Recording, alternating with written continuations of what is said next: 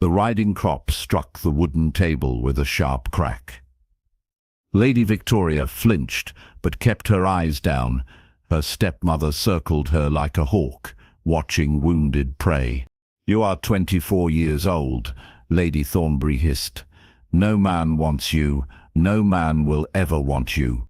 Victoria's hands trembled in her lap. She twisted her fingers together and bit her lip. The morning sun streamed through the window of the drawing room.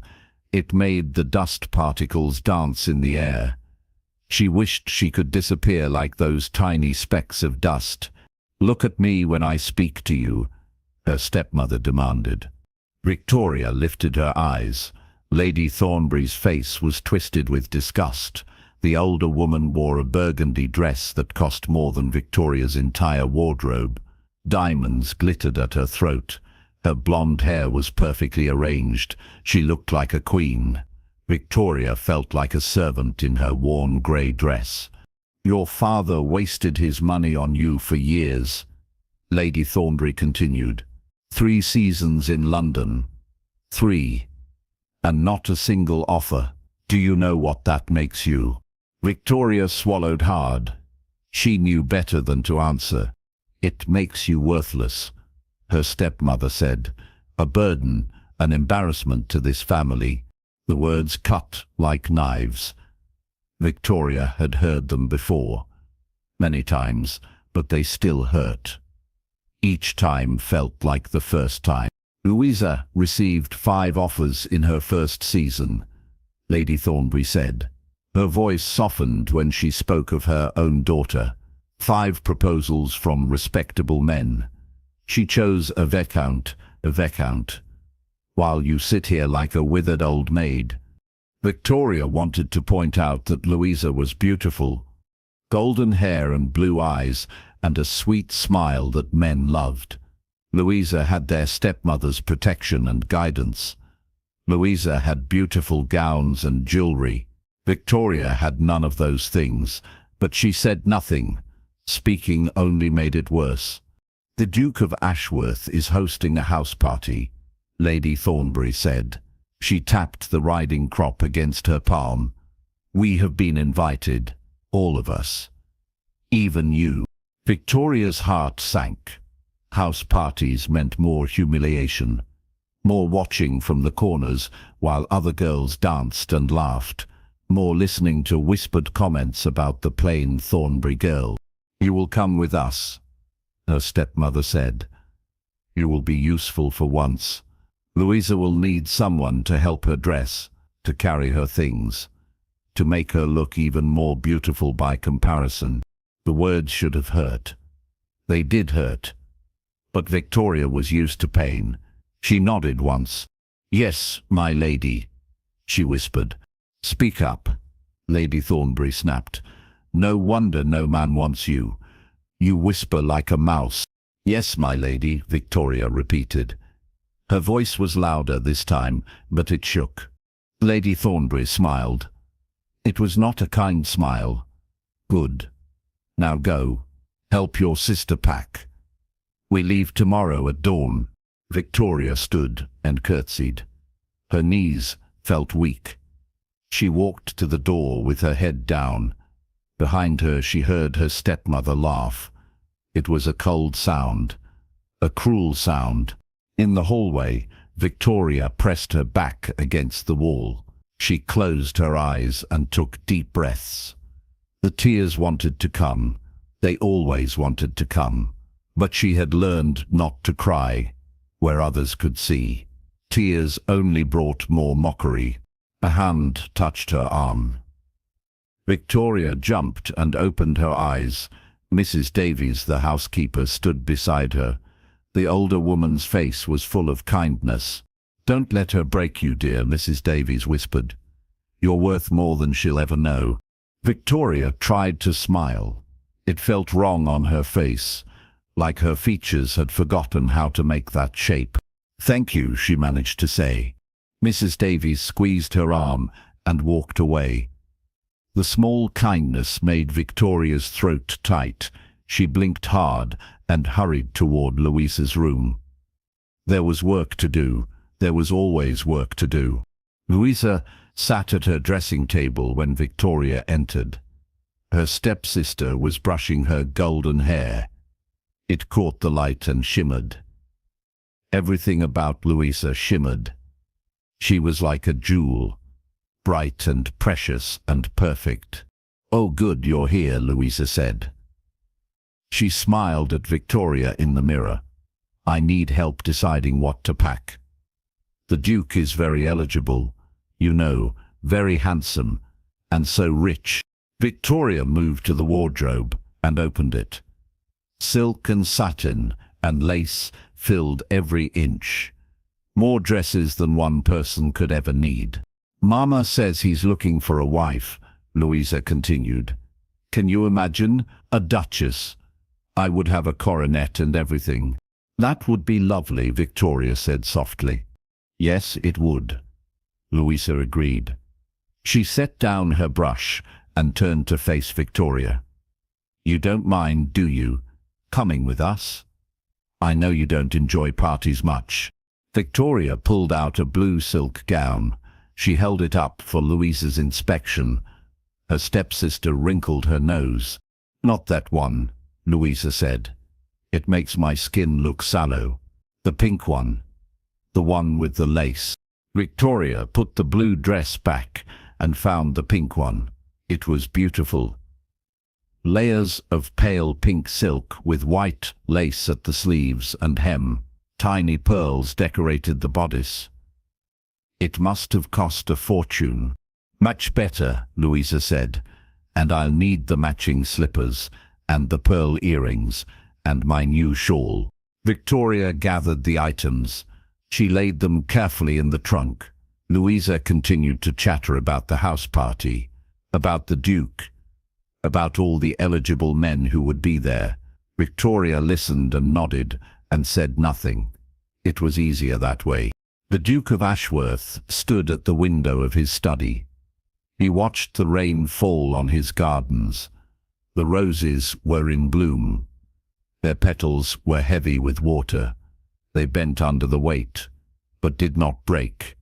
He envied them. He felt like breaking all the time. "Your Grace?" He turned. His butler, Graves, stood in the doorway. The old man's face was carefully neutral, but his eyes held concern. Graves had served the family for 40 years. He had watched Alexander grow from a boy to a man, from a carefree youth to a grieving widower. "The guests will arrive tomorrow," Graves said. "Everything is prepared." Alexander nodded. He did not want guests. He did not want a house party, but his mother had insisted. His sister had insisted. His closest friends had insisted. Everyone insisted that he needed to move on, to live again, to marry again. He was 28 years old, a duke, master of vast estates and enormous wealth. He should be happy. He should be enjoying life. Instead, he felt empty. A hollow shell of a man going through the motions of existence. "Thank you, Graves," he said. "That will be all." The butler hesitated. "Might I say something, Your Grace?" Alexander gestured for him to continue. "Lady Catherine would not want you to mourn forever," Graves said quietly. "She loved life. She loved you. She would want you to be happy." The words were kindly meant, but they landed like stones in Alexander's chest. Catherine, his wife of only 6 months. Sweet, laughing Catherine, who had died in childbirth 3 years ago. The baby had died too. A son, his heir, his future. All of it gone in one terrible night. "I am doing my duty," Alexander said. His voice was flat. "I am hosting this party. I am meeting eligible young ladies. I am fulfilling my obligation to the title." "Duty is not enough," Graves said. "A man needs more than duty."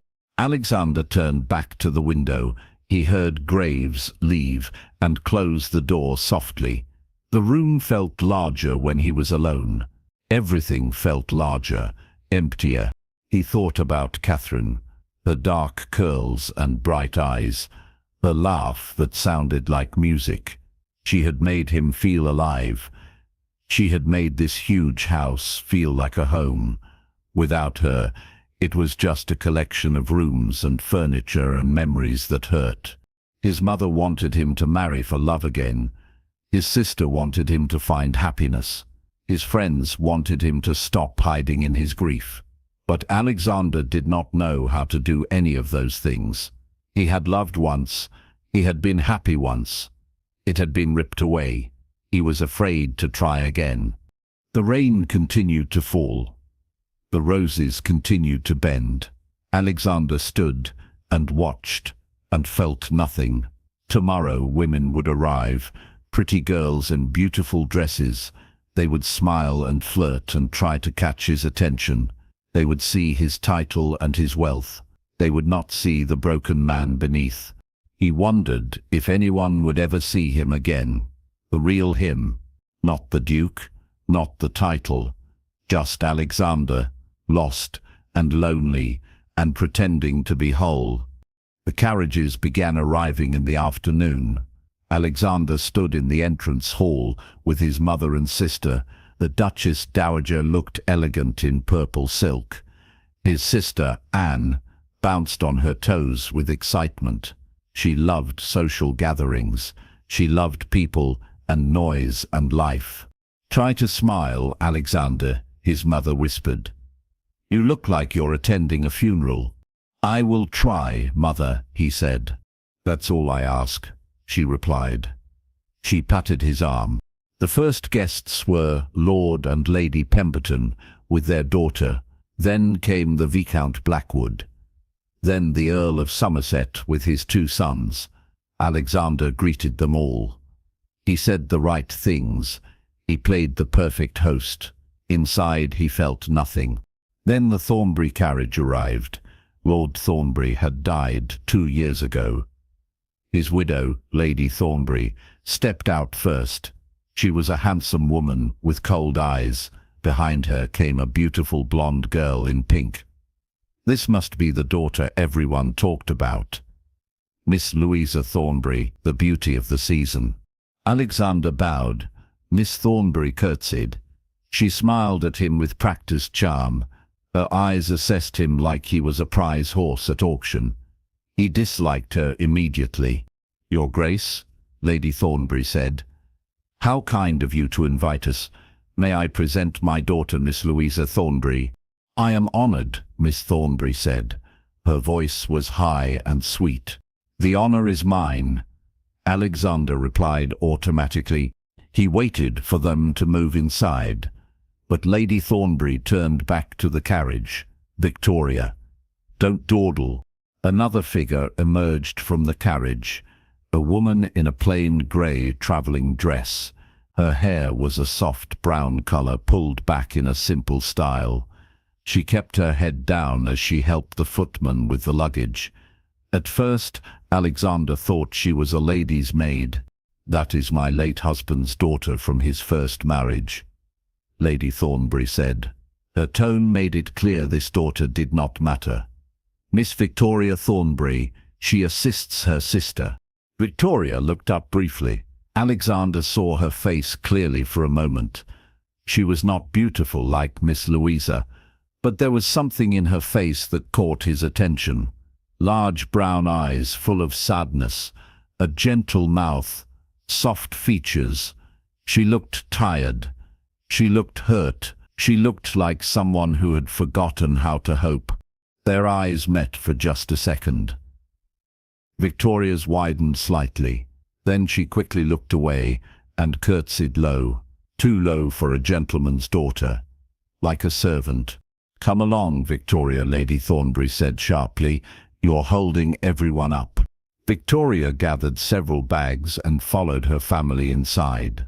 She walked with her shoulders hunched, like she was trying to make herself smaller, invisible. Alexander watched her go. Something stirred in his chest. Not attraction exactly. Something else. Recognition, maybe. He saw in her the same thing he felt in himself. A person going through the motions. A person who had learned to expect pain instead of joy. Such a pity about that girl, his mother said quietly beside him. Lord Thornbury's first daughter. I heard Lady Thornbury treats her quite poorly. Why? Alexander asked. His mother shrugged. Jealousy, perhaps? Victoria was Lord Thornbury's favourite. His first wife died when Victoria was young. He doted on the girl. Then he remarried.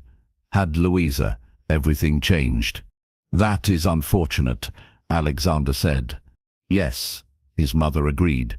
Very unfortunate indeed. More guests arrived. Alexander continued his duties. But part of his mind stayed on the girl in grey. The one with sad eyes. The one who had looked at him and then looked away, like she knew she was not worth anyone's gaze. He understood that feeling. He understood it very well. The first dinner was a grand affair. The dining room blazed with candlelight. Crystal and silver gleamed on the long table. Ladies wore their finest gowns. Gentlemen wore their best evening clothes. Everyone laughed and talked and flirted. It was exactly the kind of event Alexander hated. He sat at the head of the table.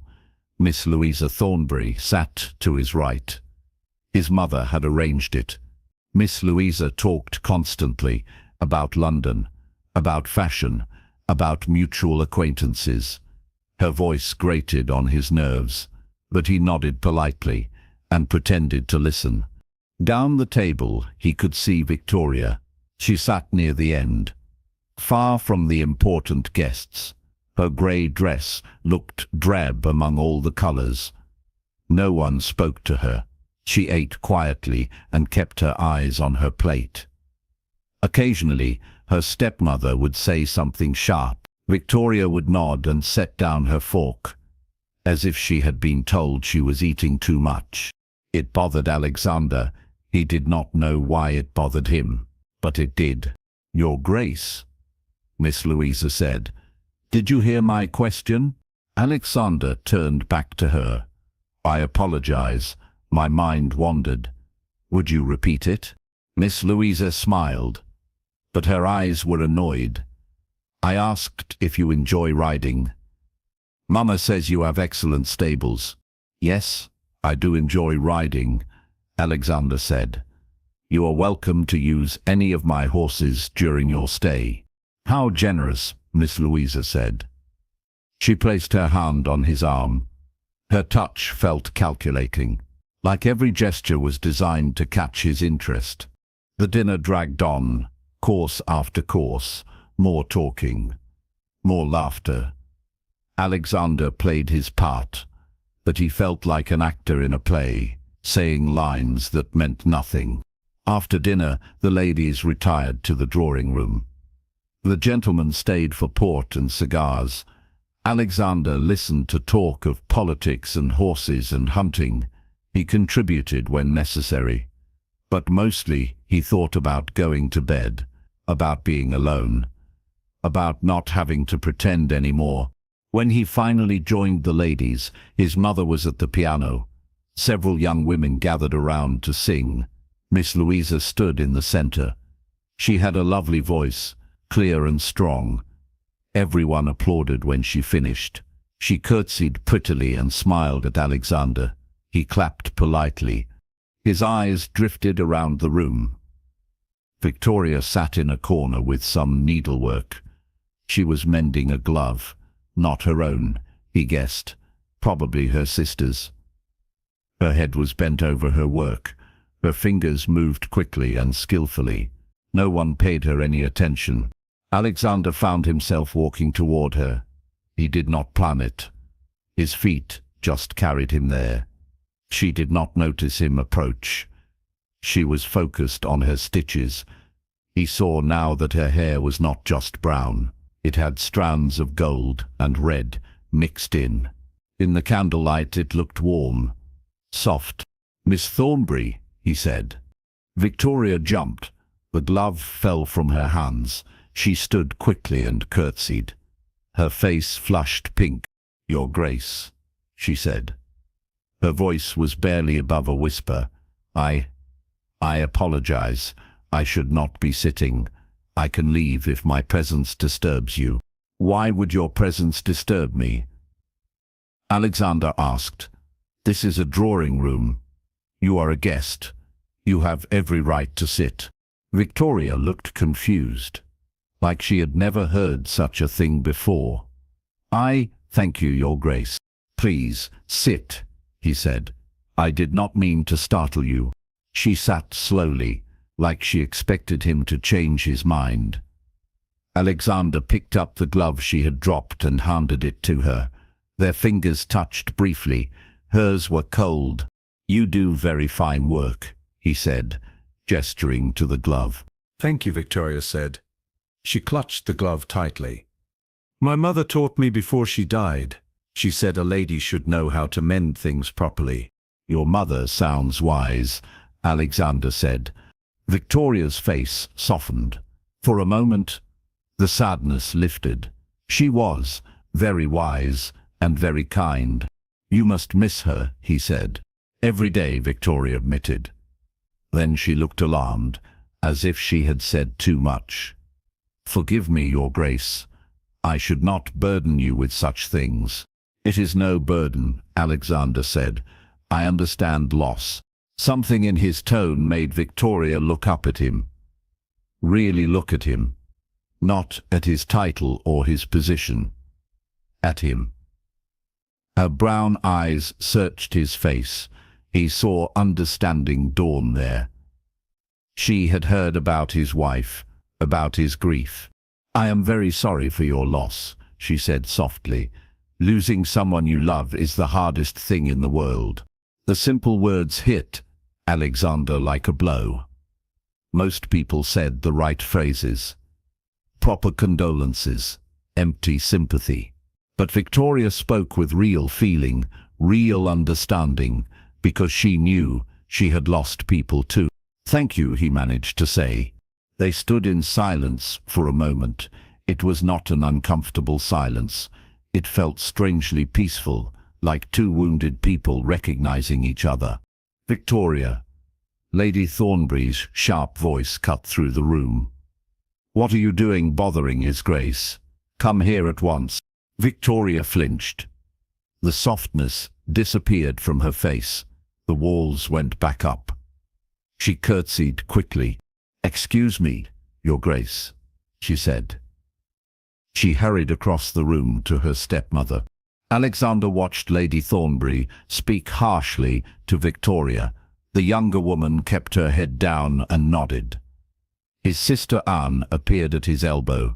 That woman is dreadful, Anne said quietly. Lady Thornbury treats that poor girl like a servant. Yes, Alexander agreed.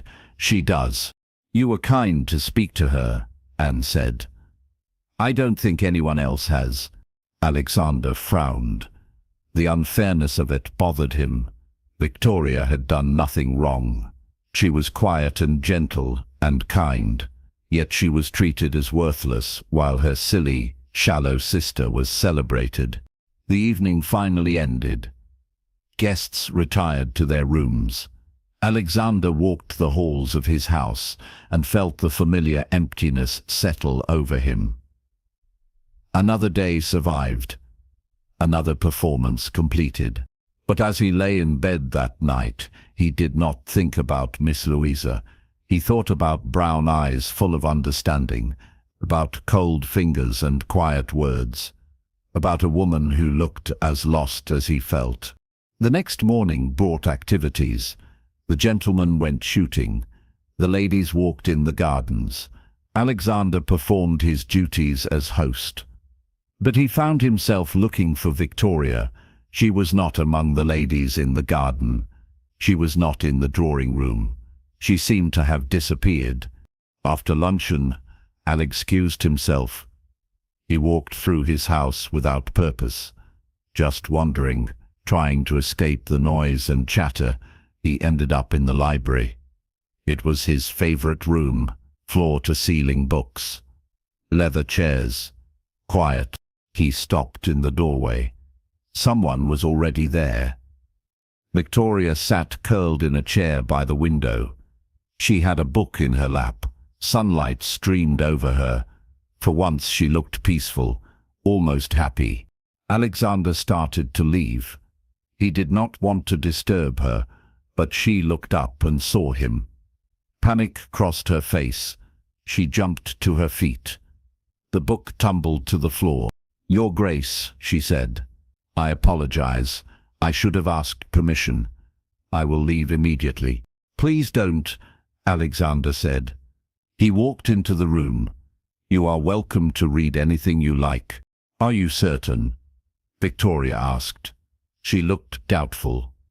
"Lady Thornbury says I should not impose on your hospitality, that I am here to serve my sister, not enjoy myself." Anger flared in Alexander's chest, sharp and hot. He pushed it down. Getting angry would not help Victoria. It would only frighten her. "Lady Thornbury is not the mistress of this house," he said firmly. "My mother is, and my mother would insist that all our guests enjoy themselves. You are a guest, Miss Thornbury, not a servant." Victoria's eyes filled with tears. She blinked rapidly. "You are very kind, Your Grace." "I am simply being fair," Alexander said. He picked up the book she had dropped. "What are you reading?"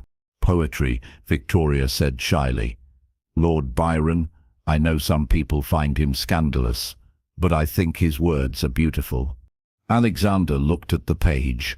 "She walks in beauty like the night," he read aloud, "of cloudless climes and starry skies." "Yes," Victoria said.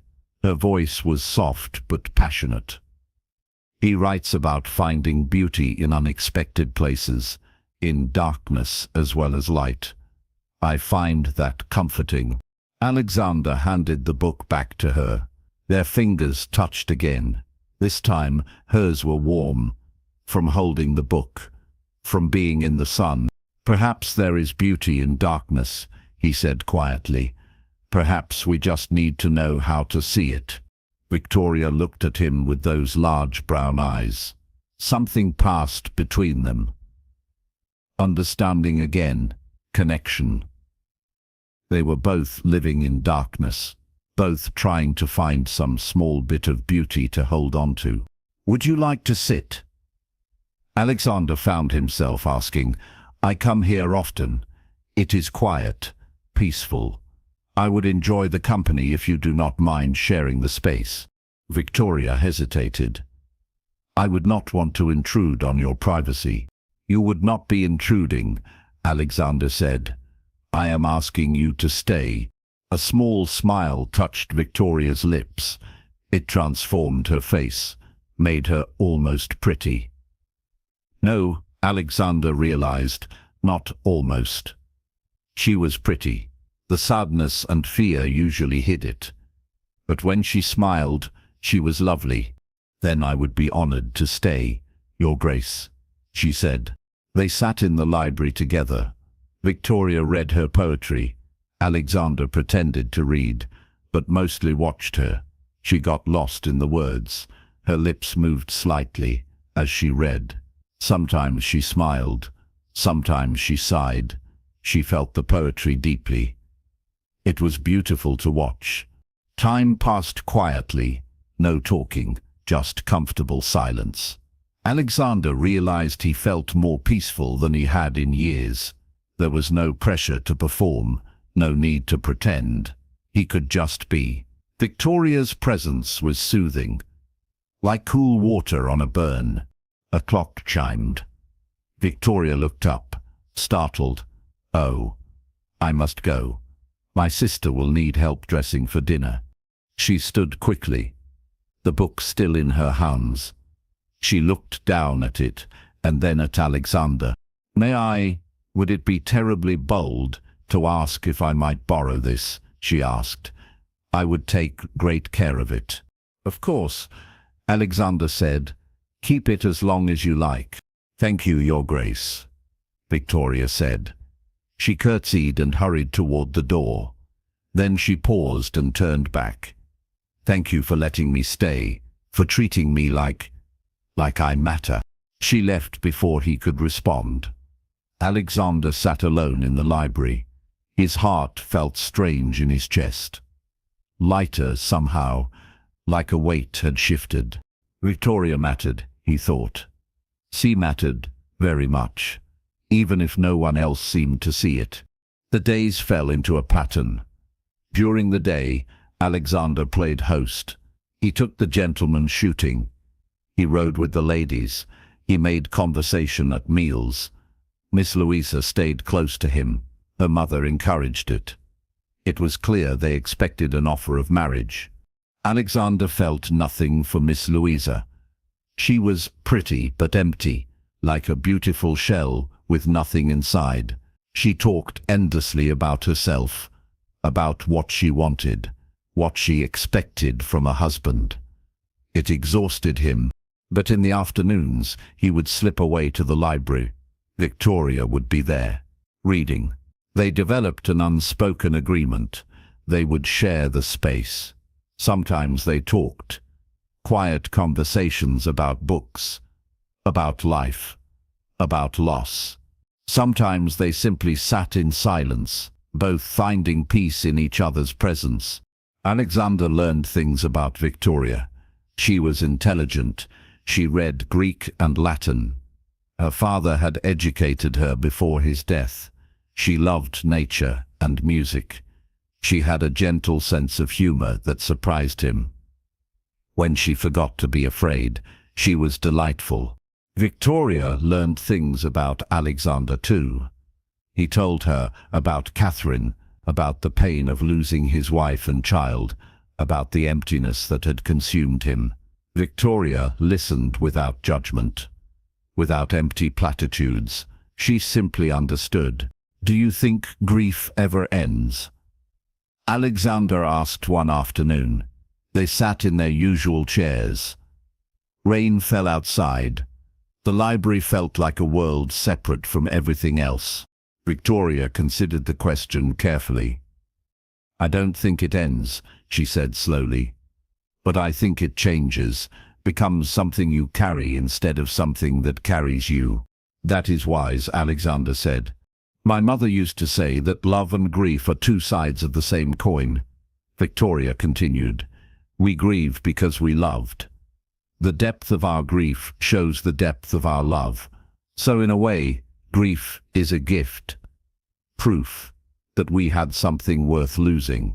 Alexander felt something crack open inside him. He had been holding his grief like a shield, using it to keep everyone away, to protect himself from ever hurting again. But Victoria was right. The grief existed because the love had existed, and the love had been worth it. All of it. "You have given me much to think about," he said quietly. Victoria smiled. "I am glad I could help, Your Grace." "Would you call me Alexander?" he asked suddenly. "At least when we are alone, I find I am tired of being Your Grace all the time." Victoria's eyes widened. That would be most improper. "Perhaps," Alexander agreed, "but I would like it nonetheless. If you are comfortable, then yes," Victoria said softly. "Alexander." His name on her lips sounded right, like it belonged there. "And I shall call you Victoria," he said. "No more Miss Thornbury in this room, just Victoria." "Just Victoria," she repeated. Her smile grew. "I think I like that." They sat together until the dinner bell rang. When they parted, Alexander felt reluctant to go. The evening stretched ahead. More pretense, more performance, more Miss Louisa talking about nothing. He wanted to stay in the library, with Victoria, with honesty and understanding and peace. But duty called. It always did. Dinner that evening was torture. Miss Louisa chattered endlessly about the planned ball. The house party would end with a grand ball. Everyone expected Alexander to announce his engagement to Miss Louisa that night. His mother had hinted at it. Lady Thornbury had hinted even more strongly. Miss Louisa acted as if it were already decided. But Alexander had decided nothing. The thought of marrying Miss Louisa made him feel ill. She was everything he did not want. Shallow, self-centered, cold beneath her pretty exterior. His eyes drifted down the table. Victoria wore the same grey dress. She picked at her food. Lady Thornbury leaned over and whispered something harsh. Victoria set down her fork and folded her hands in her lap. Her face was carefully blank. Alexander's jaw tightened. He wanted to say something, to defend Victoria. But this was not his place. Not yet. After dinner, there was music again. Miss Louisa sang. Everyone applauded. Alexander felt suffocated. He excused himself and went to his study. He stood at the window and looked out at his gardens. A figure walked there in the moonlight. A woman in a grey dress. Victoria.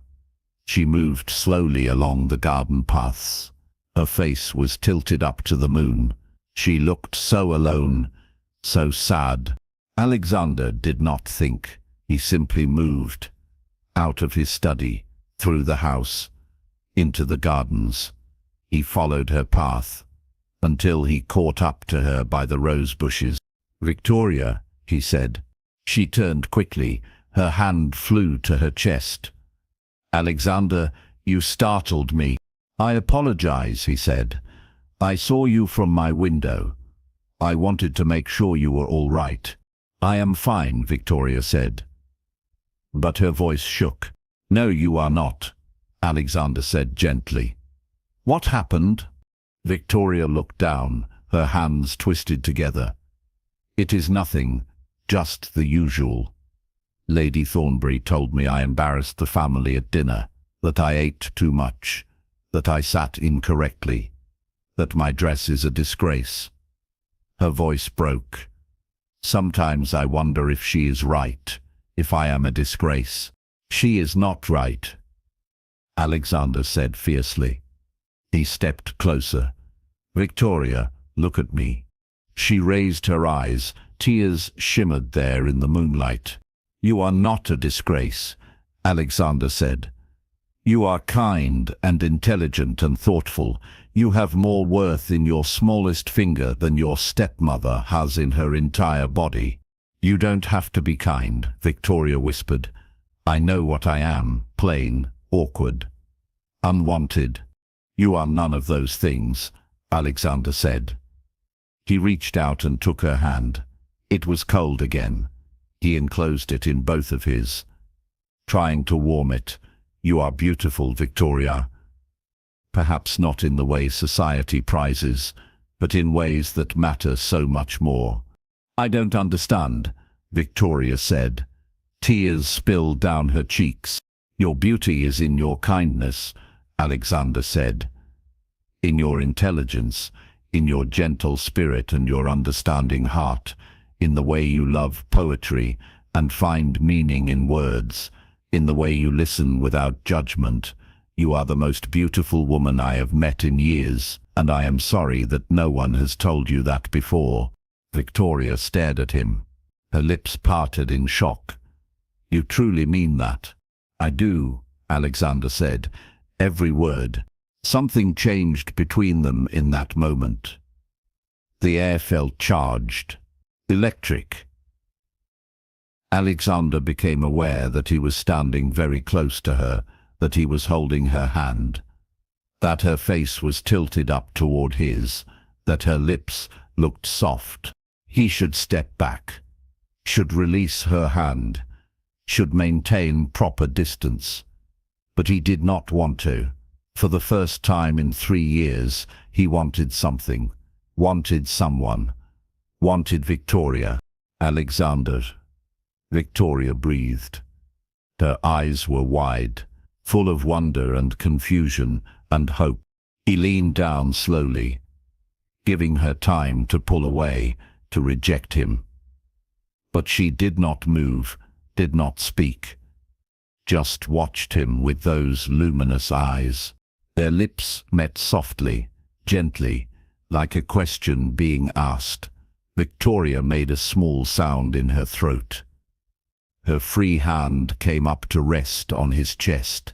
She kissed him back with a sweetness that made his heart ache.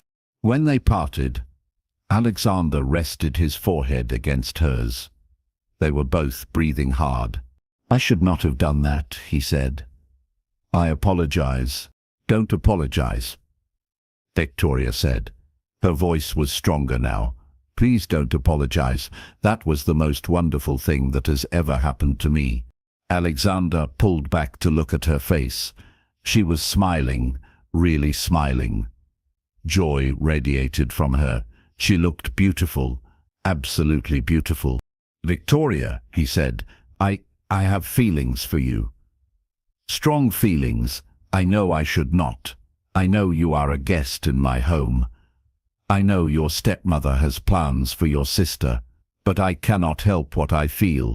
"I have feelings for you too," Victoria said. Her smile faltered, "but it is impossible. Lady Thornbury would never allow it. She expects you to marry Louisa, and I am nothing.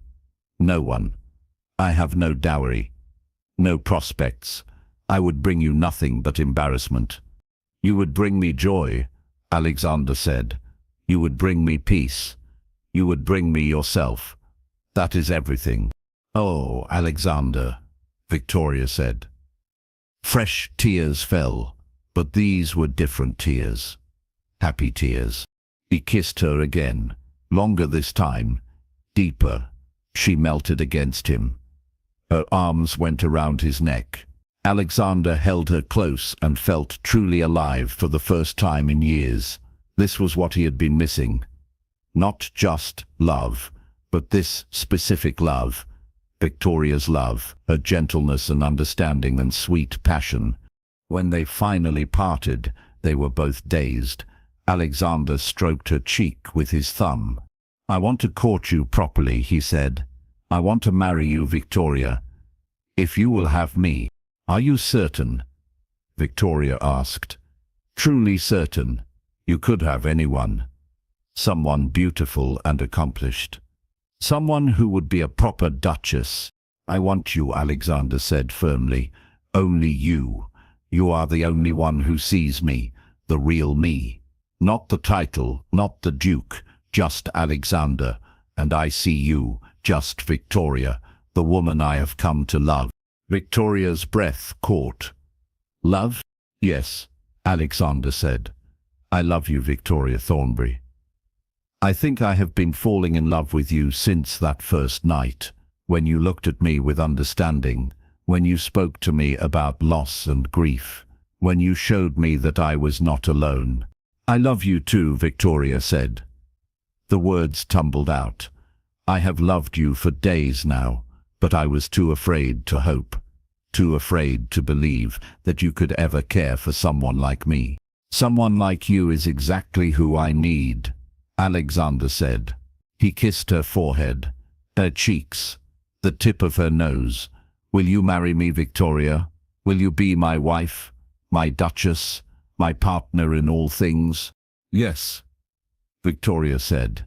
She laughed through her tears. "Yes, yes."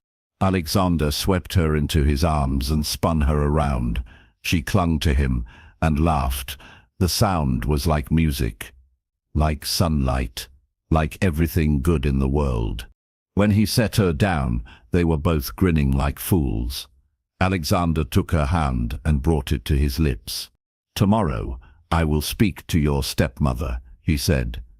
"I will ask for your hand properly, and then I will announce our engagement at the ball." Victoria's smile faded. "Lady Thornbury will be furious. She expects you to choose Louisa." "Lady Thornbury does not get to choose my wife," Alexander said. "I do, and I choose you." "She may refuse to give permission," Victoria warned. "She can be very cruel." "Then I will wait until you are 25. Alexander said. "You will not need her permission then, but I think she will agree. She will not want the scandal of refusing a duke." Victoria nodded slowly. "You are probably right. I know I am right." Alexander said. He pulled her close again. Trust me, my love. Everything will be well. We will be together. I promise. Victoria rested her head on his chest. Alexander held her and looked up at the stars. For the first time in years, he felt hope. Real, genuine hope for the future. They stayed in the garden for a long time, talking quietly, stealing kisses, making plans. When Victoria finally went inside, Alexander watched her go. His heart felt full, complete, like a missing piece had finally slipped into place. He went to bed that night and dreamed of the future, of Victoria beside him, of children laughing in these gardens, of growing old together, of being happy.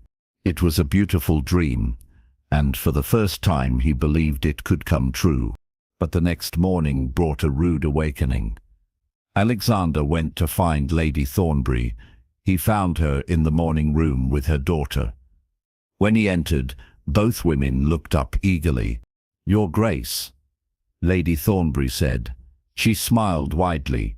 "What a pleasant surprise. Please sit. Join us for tea." "Thank you, but I will stand," Alexander said. "I have come to speak to you about a matter of some importance." "Oh." Lady Thornbury's smile grew. She nudged Louisa. "This sounds promising. I wish to ask for permission to marry your stepdaughter," Alexander said clearly. "Of course," Lady Thornbury said. She clasped her hands together. "Oh, Louisa, my dear, a duchess." "Not Miss Louisa," Alexander said. His voice was firm. "Miss Victoria. I wish to marry Victoria." Silence fell. Lady Thornbury's smile vanished. Her face turned red. Louisa gasped and covered her mouth. "Victoria?" Lady Thornbury repeated. "You wish to marry Victoria?" "Yes," Alexander said. "I love her, and she has agreed to be my wife." Lady Thornbury stood abruptly, her hands clenched into fists. "That is impossible. Absolutely impossible." "Why is it impossible?" Alexander asked. He kept his voice calm. "Victoria's a gentleman's daughter. She is of age. There is no impediment to our marriage. She is nothing." Lady Thornbury hissed. "A mousy, pathetic creature with no beauty or accomplishments. She would make a terrible duchess. The scandal alone would ruin you." "I disagree," Alexander said. His jaw tightened. "Victoria is everything I want in a wife." "You cannot be serious," Lady Thornbury said. "Surely this is some kind of jest. You are meant to marry Louisa. Everyone expects it. Louisa is beautiful and charming and perfect for you." "Miss Louisa is a lovely young woman," Alexander said. "But I do not love her. I love Victoria." Louisa burst into tears. She ran from the room sobbing. Lady Thornbury watched her go. Then she turned back to Alexander. Her eyes were cold as ice. "I will not give my permission," she said. "Victoria is my responsibility. I will not allow her to trap a duke with her manipulations." "Victoria has not trapped anyone," Alexander said.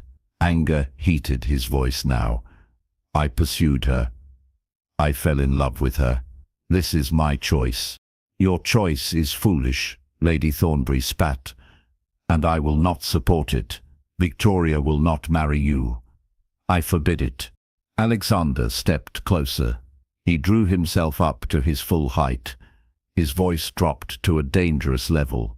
"You may forbid what you like, Lady Thornbury, but Victoria will be 25 in 6 months.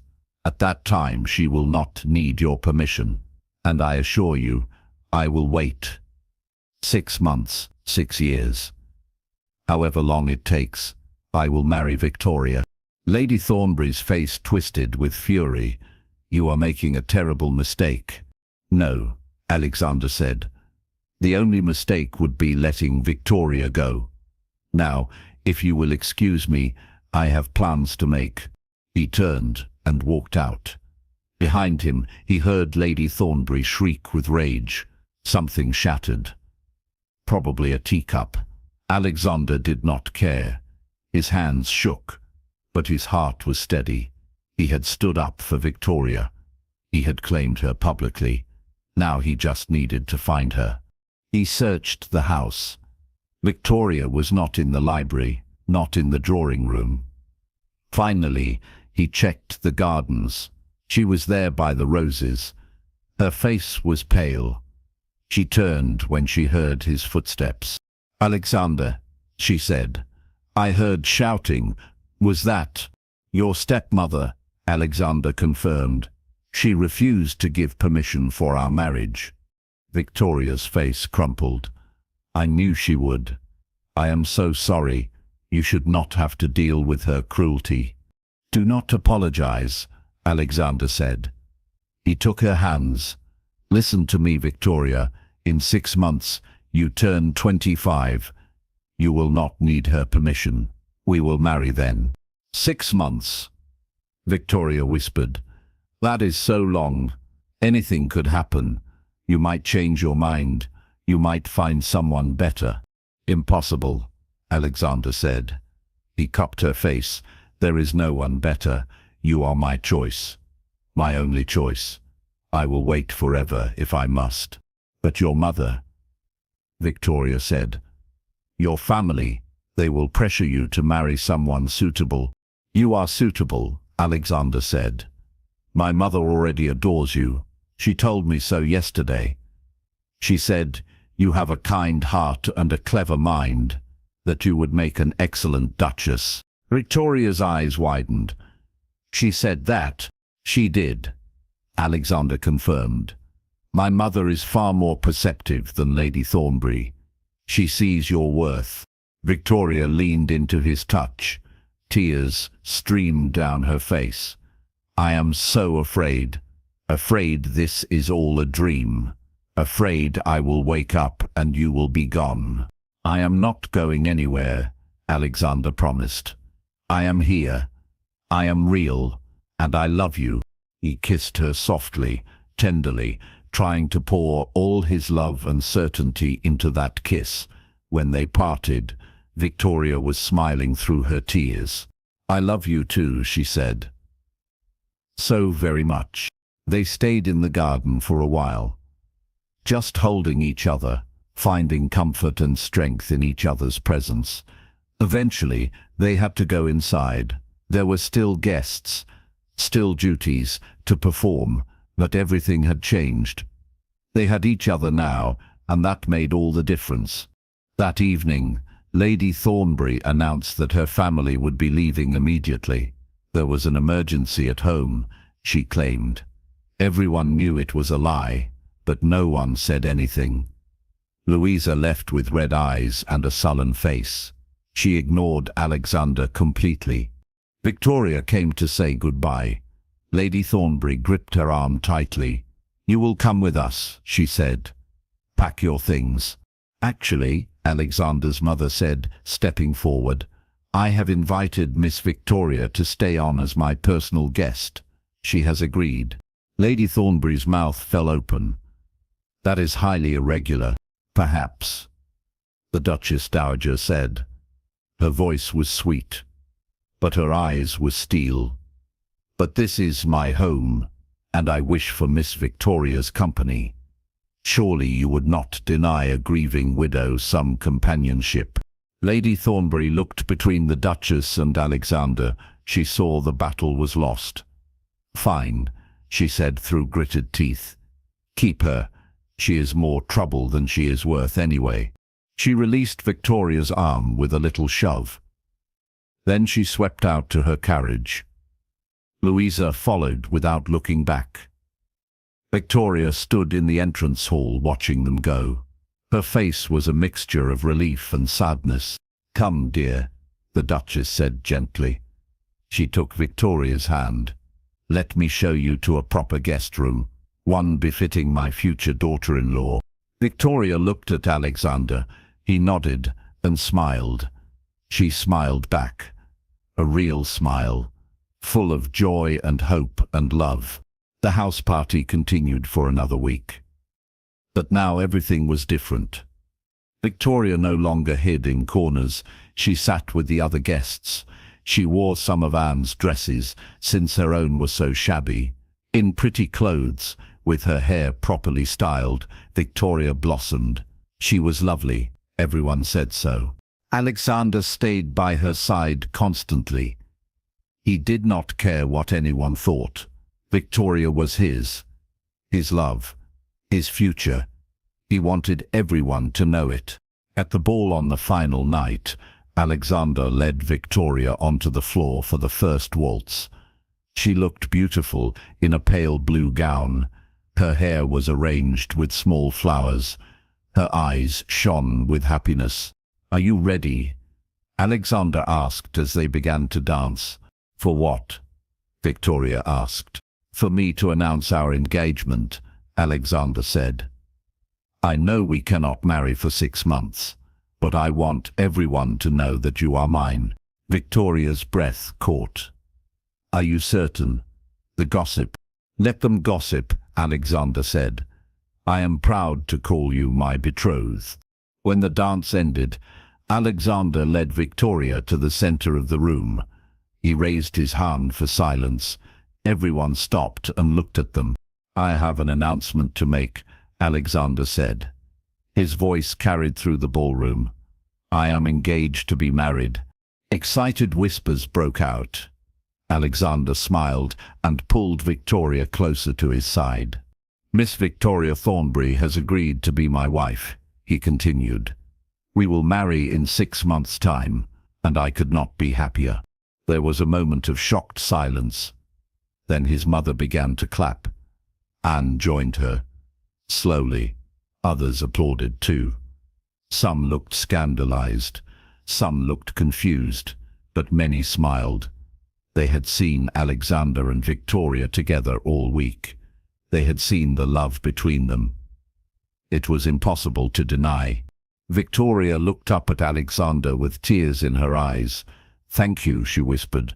"Thank you," Alexander replied, "for loving me, for saving me, for being exactly who I needed." He kissed her right there in front of everyone. Propriety be damned. She was his, and he would never let her go. The 6 months passed slowly, but they passed. Victoria lived with Alexander's mother and sister. She learned to be a duchess. She studied estate management and social responsibilities, but mostly she just loved Alexander. They spent every day together, walking, talking, reading, falling more deeply in love with each passing moment. Lady Thornbury tried to interfere several times. She wrote letters, she showed up uninvited, she threatened scandal, but Alexander stood firm. His lawyers handled her, his title protected Victoria, and his love gave her strength. Finally, Victoria's 25th birthday arrived. The very next day, they married in Alexander's private chapel. It was a small ceremony, just family and close friends. Victoria wore a simple white gown. She looked radiant. When Alexander saw her walking down the aisle, his throat tightened. This was his wife, his love, his partner, his future. She was everything. They spoke their vows with tears in their eyes. When the vicar pronounced them man and wife, Alexander kissed Victoria with all the love in his heart. She kissed him back with equal passion. They were one now, bound together, forever. The wedding breakfast was full of laughter and joy. Anne gave a tearful speech about how happy she was to have Victoria as a sister. The Duchess Dowager welcomed Victoria officially to the family. Friends toasted the happy couple. It was perfect. That night, Alexander and Victoria retired to the ducal chambers. They stood together in the candlelight. Man and wife, duke and duchess. But most importantly, Alexander and Victoria, two people who had found each other in the darkness, who had healed each other, who had chosen love, despite all obstacles. "Are you happy?" Alexander asked. He held both her hands. "I have never been happier," Victoria said. "You have given me everything: love, safety, a home, a family, yourself. You have given me the same." Alexander said. "You brought me back to life, Victoria. Before you I was just existing, going through the motions.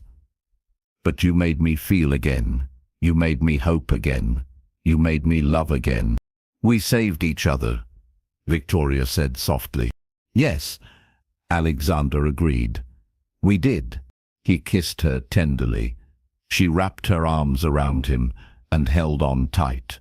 They had come so far, from loneliness and pain to joy and love.